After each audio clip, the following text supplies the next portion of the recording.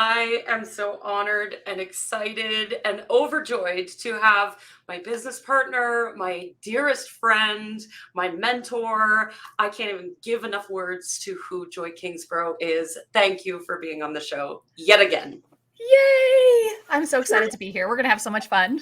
We always do. We always do. This is, I think, your fourth time on Rebel Radio because every time you come back, you've got new information and new energy. And so why not have you back on the show again? Yeah. That's what I think. Why not? Right? Thank you for So having me. Yes. tell us a little bit about who Joy is. Isn't this an interesting one? Because I remember dreading this question in the very beginning of my career of like, I don't know, who am I? I wanted to have the perfect title and then say the perfect things. And like, really, who I've now come to this place where I understand that who I am is this ever evolving being. Yeah. I'm an ever evolving being who is in love with creating impact and helping humanity, myself included, remember how loved we are and how connected we are to something unseen. That, if I were to sum up the essence of me, is I am devoted to that. I'm devoted to remembering that, and I'm devoted to helping other people remember it if they want to too, if they want the peace and ease and love that comes with that. And then Joy does a lot of things, right? Like I love to teach, and I love to write, and I love to create, and I love to speak, and I love to, do the things. But at the core, I think that's what you get when you're working with me. Yes, I will agree with that. And I think that's so profound is that you, as a mentor, have never told never told me what to do in that. It's always a find yourself, ask yourself. You have all the answers, but you need to discover who that is first. Yeah. And one of the fastest ways that happened for me was through numerology. Mm-hmm. How has numerology impacted you and your growth? That's a big question. I don't ask right? questions at Rebel Radio. Let's just dive right in. Yeah. Let's see. Well, numerology, I would say I don't think that I noticed that numbers were working with me until I was about 15. Mm-hmm. And then I started to see them everywhere. And I saw them because I started to get curious about the unseen. I had, been curious about church. I had been curious about, different spiritual concepts. And I found myself playing with cards and just trying to understand what this experience was that I was feeling. I was feeling some connection. And it was in the cards. All the cards had numbers. And I realized that the numbers seemed to have more meaning for me than the picture. Mm-hmm. And I would start to see the numbers sort of rising up out of the cards, and I knew what they meant. It was like I could hear the language of them. And so part of me thinks that I've known numbers for many lifetimes, depending on if you believe in that sort of thing. I certainly do. And I think that I've always known the language of them. So how has it impacted me? They have guided me. When I started to really listen to them, I think in my late 20s, I began to go, okay, what is this thing called numbers? What's going on here? I'm not good at algebra, but I'm good at reading them. So I don't understand, right? And so my obsession was really nurtured by people around me who loved math. My grandpa was a mathematician and taught at university, but he was also deeply curious with the impact of numbers on the way that we calendared our life, the way that we measured things. How we used it wasn't necessarily a mathematical calculation. Right. Numbers meant something. Right? You felt a certain way at 6 p.m. different than you felt at 5 p.m. or 3 p.m. or 2 p.m. There's a sensation of time that you become aware of. So it's describing something. Yeah. Right. So I started to recognize these labels, and then was guided in my own spiritual journey. I started to host plant medicine ceremonies out of my house. And so I would bring a shaman in, and we would go on these like 3-day journeys. And I think that was the moment when I went, I can't ignore this. This is this is what's guiding my future. Is in one of those ceremonies, I had a series of playing cards present themselves as if they were on like this spiral moving in front of me. So there's these playing cards on this spiral, and I'm looking at the spiral, and I can tell it's really important that I pay attention to these playing cards. I know nothing about playing cards for numerology, but they start in my vision, the cards start turning over. And I would see the card turn over. So it was like the back of the card, and then it would flip over, and I would see like King of Clubs, and then the King of Clubs would flip over, and it would be someone's face, someone in my life, someone who I had pain with. Mm-hmm. And I was like, oh, this is interesting. And so then I would live the story of that. I would see the relationship. So I was deeply interested after that. What was going on there? I could feel a connection with personalities and people, which then led me down the journey of really trying to make sense of numbers and become a numerologist. And so I studied numerology, for most of my adult life. I've been guided by it, but then I started studying it deeply, and then started teaching it and sharing it with as many people as I could, because it brought me so much peace, so much love, so much feedback.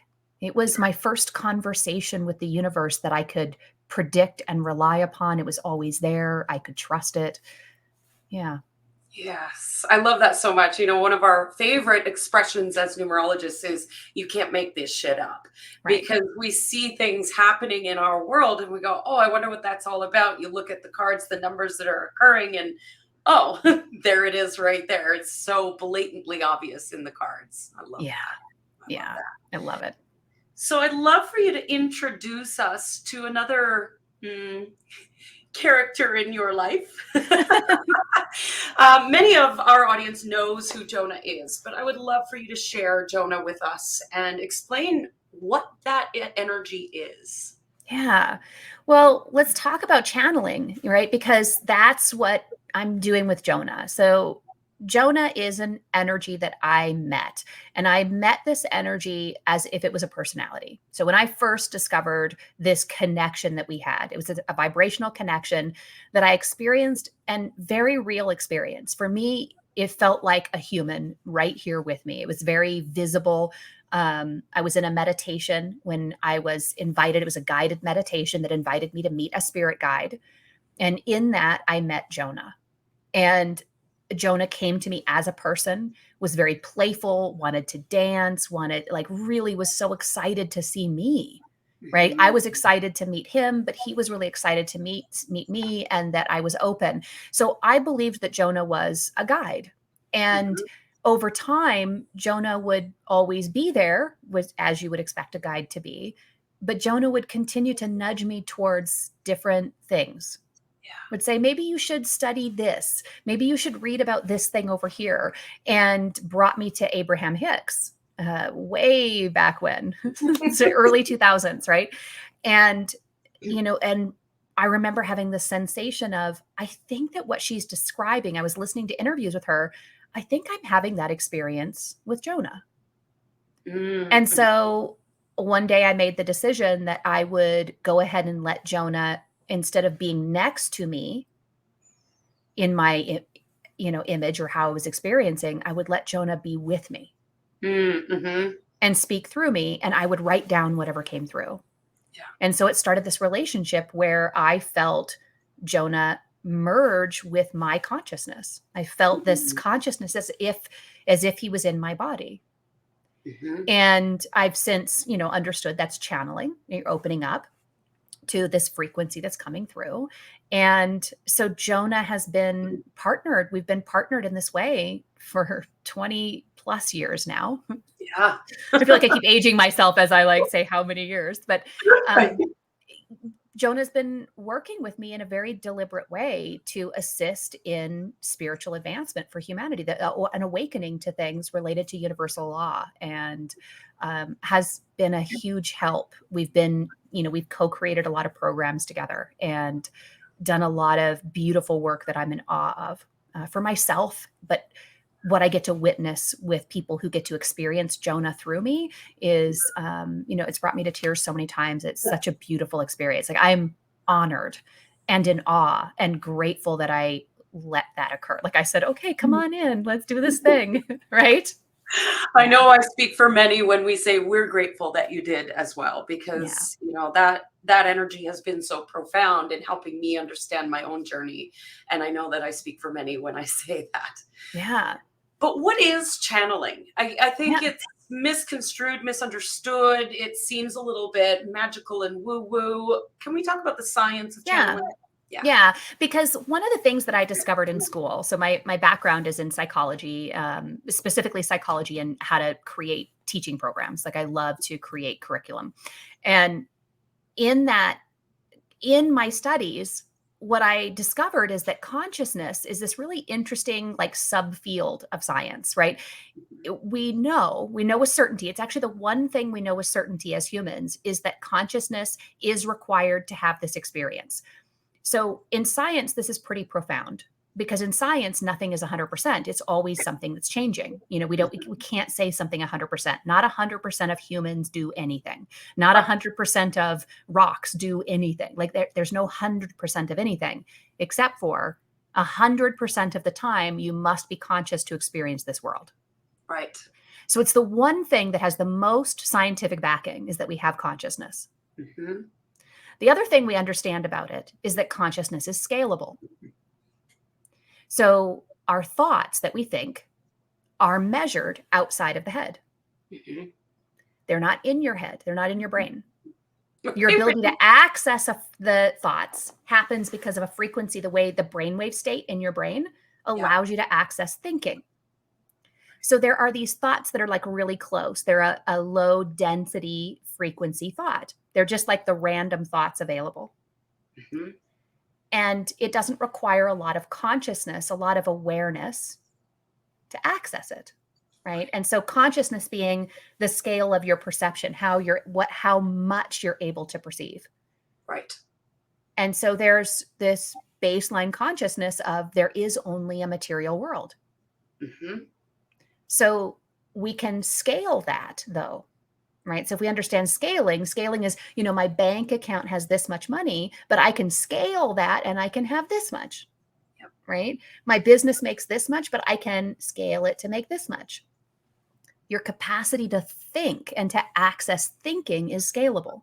Mhm. So most humans are channeling this level of thought right here. Right. And they're channeling it. And here's what's happening because they're picking up on an energy here that has information in it.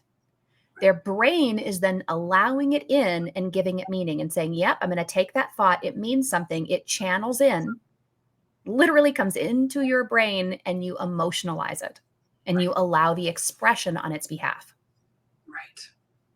You think it's you. You create ego around it. Ego is caught up with these thoughts. You create a personality that is channeling in this body. Mhm. Your ego is channeled. At the base of what we're doing, this is really what's happening. And so as you become aware, as you're on your personal mindset awakens this for people, right? As you start exploring mindset, emotional mastery, you scale your consciousness. You're now aware that not only are you material, you're vibrational. Right. So the moment you become aware that you're vibrational, you scale your consciousness, you're now accessing thoughts that are in a different frequency pattern. Your mind can now match those frequencies. And so now you're channeling thoughts from, all of a sudden you like your inner Bob Proctor is just like, got this, right? Like you're just channeling these thoughts related to that level of understanding, Mhm. right? Well, if you continue to scale your awareness, you become aware, oh my gosh, there's these other dimensions of reality. You become aware that there are unseen energies. Mhm. By becoming aware of it and accepting it, you access those densities. They are higher frequencies, and you can allow your mind to receive the messages. And because they operate differently, they can come into the body and they can express without you being aware of it. They can come in and express. Those frequencies can come in and share information. Right. So all we're doing is becoming scalable to access different streams of consciousness. Yeah. Right? I It's love pretty that cool. explanation so much. And it simplifies it, right? Because channeling is so misunderstood and we're like, it's this magical woo-woo thing. And it's Right. really not. It's very scientific. I do have a question for you, for our audience, because I've heard many people say this before. I wish I could access my guides or my channel so that I would then know what to do. Mm. Does Jonah ever tell you what to do? Not once. And this is what's so interesting, is because I wouldn't want it any other way. Like I do feel much more peace, and I recommend it. Connecting with our guides, connecting with these higher streams of consciousness, it does make your life easier, but Yes. not in the way people think. Right. It's not a Never. to-do list from God. No, and your problems don't go away. Right? You still have to navigate your stuff. The universal laws still are the universal laws. You still have your own stuff. But what they do offer is pointers. They will point you to where you can discover the breakthrough. Yeah. Right? So if I'm curious about something and I'm like, I wonder if that's true, I wonder what's going on, what do I think about that? All of a sudden I'll get information. Joan will come in and be like, open up to this page. Right. It's not telling me what to do. He's just saying, open up to this page. So I'll open up to that page in the book, and it'd be exactly what I was asking for. Right. And then how do I feel about that? Do I accept that information? And so in that way, I'm being pointed, and then I get to decide. I have the free will to decide if I'm going to accept that information, if I'm going to apply it, if I'm going to use it in a way that's constructive. So Jonah's always just pointed. So even when I channel material, I'll get an image. What do you think of that? Do you understand it? Do you know what that means? Apply what you know from school. It requires that I contribute. Right. Yeah. And so I look at it and I contribute. And even when we're channeling, like when the stream of consciousness is flowing, I can decide what to do with that. Right. It's not here, you must believe this. This is just, here's the stream. Mm-hmm. How do you feel now? What do you want to do with that? Yeah. But never once has been, do this or else. I think if you're hearing that, it's a distortion of your own ego. Yeah. Right. And I think that's important to understand, our not understanding our mind, not understanding our emotions and our mindset can make this world scary for people. And so I can understand why it gets kind of put over here, it's in this weird realm, because we're not really in a society that is that really honors mental health, or really explores it, or celebrates what's possible in the mind. We tend to medicate and stifle and shut down anything that's happening mentally, unless we're believing in what the status quo is, which is a consciousness level of the material world is all that exists.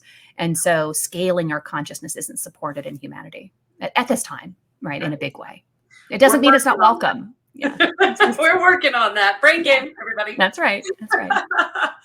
So in this conversation about consciousness, I would love to know, because I ask this of every guest and I get a different definition every time. I'm so curious. How do you define unity consciousness? Yeah. Oh, unity consciousness to me is very simple. It's awakening to the fact that we are not separate. We are one. Yeah. It's as simple as that. Knowing that is the only trick to it. You don't have to do anything else to experience unity consciousness. You just have to be willing to do it and stay there. Yeah. I love that so much. So, a lot of your work comes around the energy in our body and how we direct that energy based on our level of consciousness. So I want to talk about this concept that you brought up to me recently of alchemy in the body. Yeah. Can you speak to that a little bit? What is that? Yeah, well, so chemistry comes from biology, really the study of the original chemists were alchemists. It started off with this study of alchemy in order to create chemistry. And I think that's important to make that connection. So if you imagine chemistry, if you imagine going back to grade 8 and having the beaker that you poured the things in, and then it like bubbled and did stuff, and it transmuted, right? Yep. Chemistry is the transmutation of matter, right? Different chemicals, elements. We're taking energy in its different forms, mixing them and transmuting them. Yeah. So that's happening in a beaker in a science lab, or in who knows what now. Like, I'm way outdated there, I'm sure. But your body is a biological container, like a beaker. Mm-hmm. And in that biological container, the elements are thought and emotion, plus earth elements. There are, distinct earth elements that are included. And so we're using the earth elements like a base in chemistry for the body.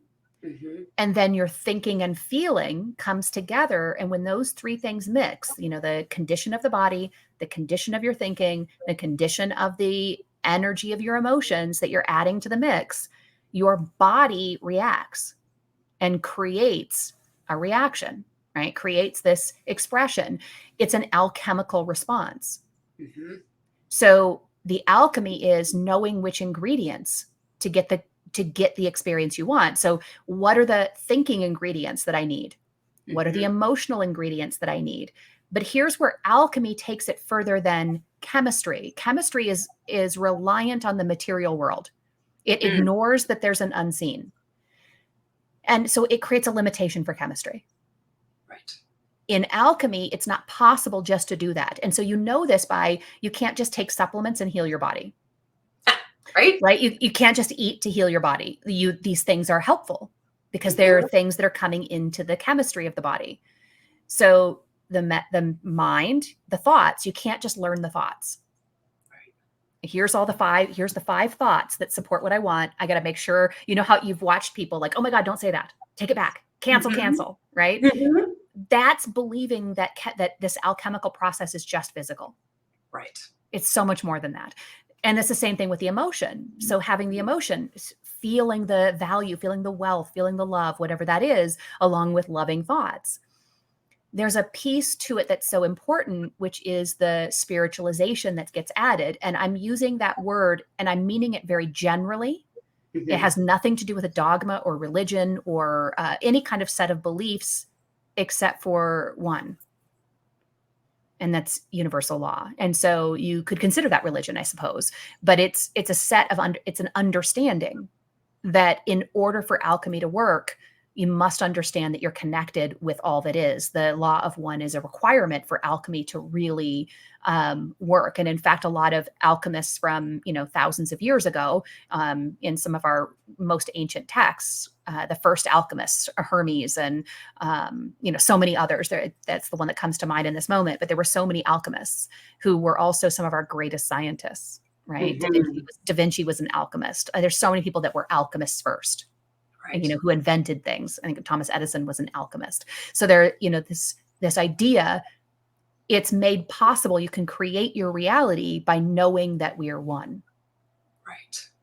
Because for alchemy to work, you have to understand that everything that you're mixing in this body is already connected to the entire universe. And so as you change things here, it's engaging a chemical reaction throughout the world.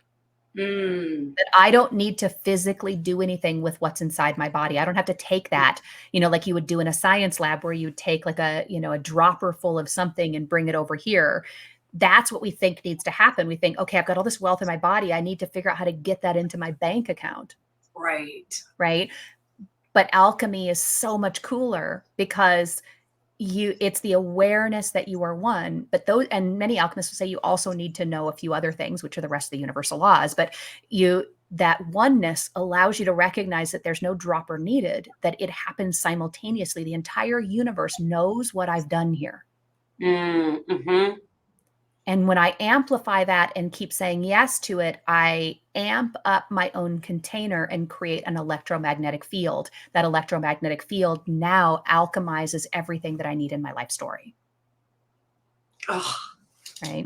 It's like as simple as I could be on our alchemy in a little tiny. Right. Yeah. But I love how you bring it to the simplicity of it because, our human minds like to complicate everything and make it hard. I work with online entrepreneurs. We all make it hard, right? Mm-hmm. And so I love the simplicity of that. And it's my understanding that quantum expansion is a way of creating this alchemy. It is literally alchemy. Yeah. So what is Q? All of our audience hears us say, do the Q. What does that mean? Yeah. Q is a word made up between Jonah and I. Mm-hmm. I don't even remember how the word came, to be real honest with you. There was a period of time where I was wanting to understand alchemy from the inside. I knew that I understood intellectually. I understood a lot of things. I understood the laws. I understood, emotions. I was emotionally masterful, but there was something I wasn't getting.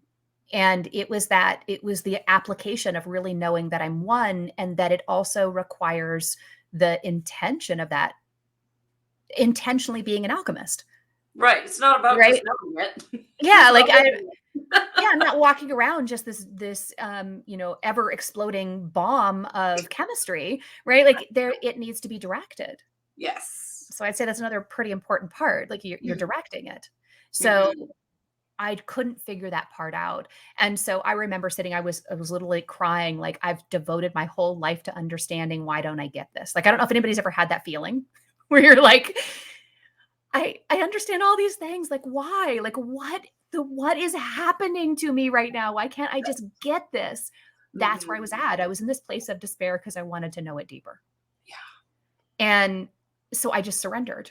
I surrendered, and I'm like, I'm just going to go into a meditation. I surrender. Help me release this need, this desire. I actually wasn't looking for the solution anymore. I was like, whatever.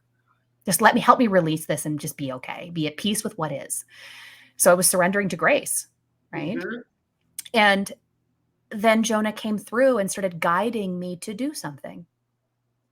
And so again, not telling me what to do, just guiding me. And so I was witnessing this energy, and I was witnessing this energy move through me, but it was moving through in a really particular pattern. Mhm. It was showing me a part of a torus field. It was showing me the infinity that makes up torus fields that are working together. So Mhm. if anybody knows what a torus field, it's like this donut of energy, right? You can look at it, you can Google what a torus field is and get a description of this. But those torus fields are actually connected. This torus field is connected to another torus field, and everybody's fields are connected. Mhm. And so, but in that, so what happens is if you intentionally direct energy, I was being guided to go around one torus field and connect to another, and it was creating this infinity symbol. Mhm. And as I was doing that, I was feeling an alignment in my body. I was becoming coherent. My mind and heart were syncing up. My body was in flow. I could feel my chakras. I'll use that language, but I could feel my whole body just feel in alignment, Yeah. to feel present. And it was like 30 seconds. Mhm. And so he kept just showing me this and showing me what was happening and showing me what happens in the heart, and then showing me the torus field around the heart and what was being activated. And so I started playing with it. And then I would go back as I was playing with it, he'd show me just a little bit more. And as I was playing with it, he'd show me just a little bit more. And it was in that moment that not only did I experience ease, like I had been experiencing ease, but it wasn't like every once in a while things worked out. Right. It was instant. I would queue and I would get phone calls. I would know where to go. Like I'd be like, okay, I know. I could feel myself going, go here, do this. It was so rapid. And I started to experience things unfold in my life that I had been trying to do for 10 years.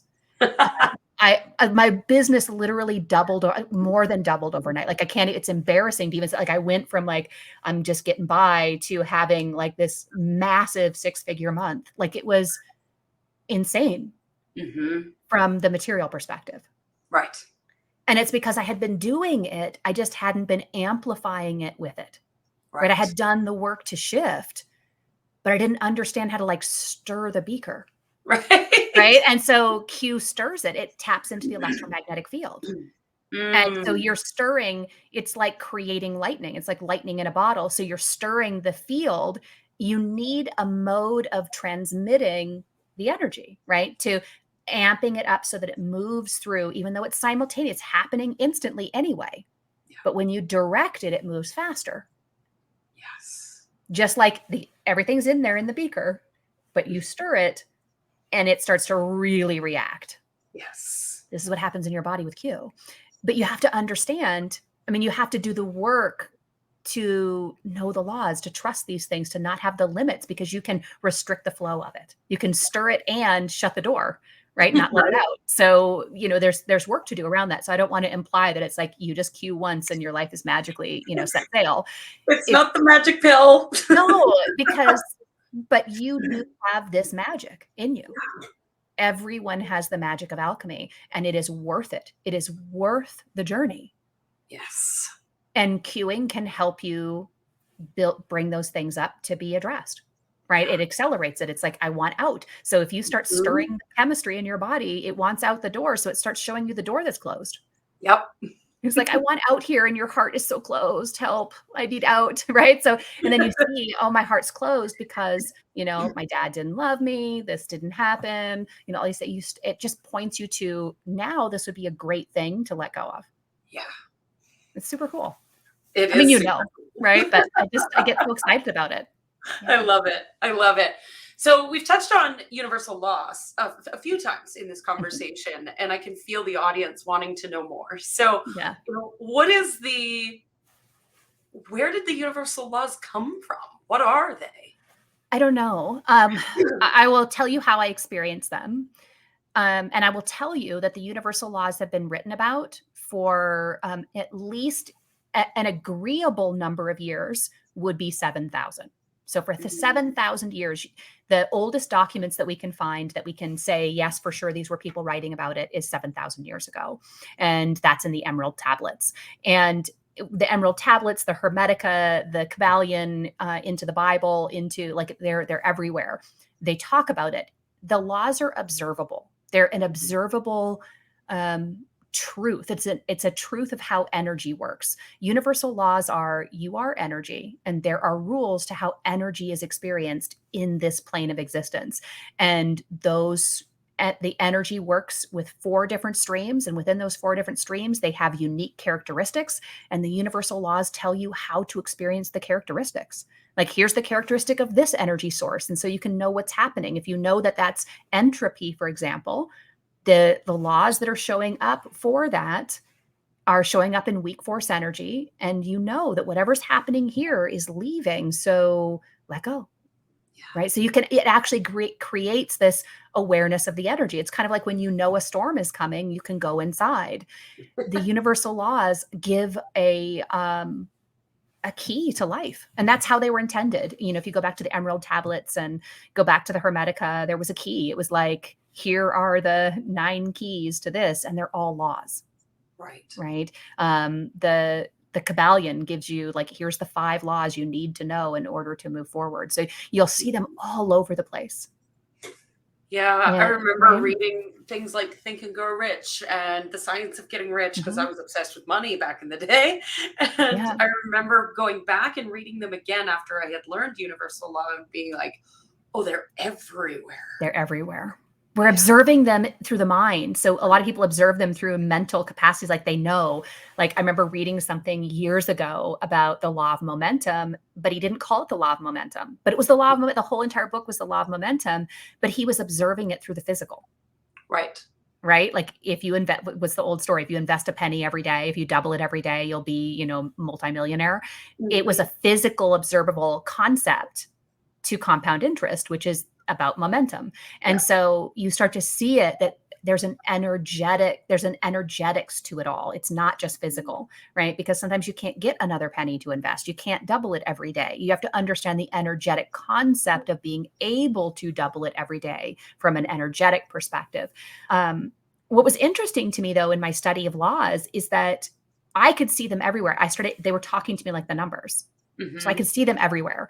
And what I couldn't find was a book that had all the laws. I couldn't find here's all the laws. Right. It was like, here's 5 over here, then there's 4 over here, and then this person over here is made up 100 that maybe mean this, right? That are very, are actually a couple of laws broken up into 12, that kind of thing. I started to notice all of this, we don't really have a cohesive direction. And so I started to ask Jonah about it. I'm like, can you point me to all of these? What belongs where? Could you just point me to understanding this? And so it started to channel through. I started to get, you would point me to things, but then you would also channel pictures and images and different things that help me observe it. Yeah. He would say, observe this and describe it. This is this law. Mm-hmm. So then I would observe it and then write down my observations and then what was coming through. And then I would be able to describe the law. Like, this is what I witnessed. when I was shown this law, and then be able to apply that to other things, which was really cool because I wanted it. I actually never knew I was going to teach the laws at the time it was happening, but now I love it. You are. You're right. Yeah. I love that. So you've touched on this idea of, the material, the 3D world. And, we talk about wealth here at Rebel Radio a lot. And so I'd love to know how you define this concept of wealth from the perspective of not the 3D. Yeah. So not from the 3D. It's hard because you have to sort of use the 3D to understand it because we are in it. Yeah. But wealth is, from a simplistic experience for me, wealth is the ultimate well-being being experienced through me, right? So it's like this well-being through me. But it's even more than that. It's richer than that, right? Because wealth is understanding something that may not make sense to everybody listening, and that's okay. I'm going to say it anyway. There's only one thing valuable in this world, because there's only one thing that's real, and it's energy. And you can call that consciousness, right? It's your conscious energy, right? It's you. The essence of the energy that animates this body is the only thing that's real. Your body isn't real. Your bank account isn't real. All that stuff is an expression of the energy. It all dies, goes away, falls away. It's finite, but you are not. Energy cannot be destroyed. It just changes shape. And you're aware of it, and you're a stream of energy. You're a consciousness coming into this body, experiencing this place. You are the only thing that's real. You're the only thing of value. Wealth is value. If you know how to value that, then you can have all of the wealth in the world. That if you're it, if you don't put anything above you, you're it. But not just you, right? Like, it's not like all of a sudden we're like, oh, Cindy's God. It's right. Every one of us is that. Yeah. But not at the level of body, not the Instagram filter, not the, house on the beach, none of that. That's all finite stuff. Yeah. It's not where the value is. And so people are measuring value there. And so they always feel less than, lacking, and separate. But if you know the only thing of value is this essence moving through you, and you value it, like you just let go and surrender to that value, then anything in the physical world is not that. So it can just be with you. Yeah. That's wealth. Wealth is when you don't need it. You don't need money. That's wealth. I love that so much. I could feel the emotion of that. My heart was just bursting in that. I think I love that. Thank you. Right? Some people will really feel what I just said. And myself, I was talking to myself 10 years ago. That would have been really hard for my mind to let go and really go there. But I'm glad that it did. Right. Yeah, I remember my journey of being obsessed with the dollars and the amounts. And if I just work harder, somehow I'll break through. And I'm so grateful for the journey of letting go of that. It's profound. Yeah. So you've got an event coming up very, very soon. Tell us about your event. And you'll be there. So if anybody wants to meet the splendid Cindy Van Arnhem, you will be able to do that. But yes, we are September 9th, 10th, and 11th in Phoenix, Arizona. Very, very easy to travel to from pretty much anywhere in the world. It really is a very accessible place, which is why we chose it. And I love the desert because it's a blank slate. It's this beautiful place for shift and change. But we're hosting Jonah Live. It's the first time that I will be channeling Jonah and creating an entire event around landing into alchemy in the body and embodying it. So for 3 days, we're going to be activating all of this alchemy in the body while also being in community and experiencing what it's like to be in a room full of alchemists while we, expand our thinking, expand our feeling, connect, have fun, play, listen to music. We've got dancing, we've got community gathering, and this beautiful marketplace. So it's about being able to celebrate life and celebrate creation and celebrate where we're going and release all of this old old dogma and belief systems in our life that stop us from just creating our reality, to see that we're not alone in this. And that we really can come together and create an entirely different experience in this planet. It's not, I'm not over here in the land of make-believe. I know it's not easy, and that's why the event exists, right? So we need to come together and help amplify this for each other. So I'm really excited. I'm so excited. I will make sure that there is a link for this event in the show notes. Yeah, I'm excited to be in community in real life again. It's been so long, and I think a lot of us are feeling that desire to be together. Yeah. What a beautiful way to come together in that. And it feels so good to channel. This is one of the things that I love about channeling the most, is I love to channel because it feels amazing. It also feels amazing to be in a room with channeling. Yes, it does. So, I can vouch for that. Oh, Joy, Jonah, I feel like I could talk to you all day. Sometimes we do. Mm-hmm. But I want to end the show, as always, with one last question. Okay. What do you dream of for the world? I've been here 4 times. It's changed every time, I'm sure. Uh-huh. But what do I dream for the world? I dream that the world will dream for itself, that everyone will wake up and have their own dream and live it. That's what I dream for the world. I could feel that one. Oh, it makes me want to cry. I really, really want that for the world. Yeah. That it can dream itself, that it can create itself, that it can be conscious at the same time creating its experience. So beautiful. Thank you for that dream. Mm-hmm. Is there anything you'd like to leave our audience with before we end the show? Thank you. I'm just grateful. I'm grateful for the audience. I'm grateful for this conversation for you. Gratitude is free and it lifts the soul, and enjoy. Beautiful. Thank you, Joy. Mm-hmm.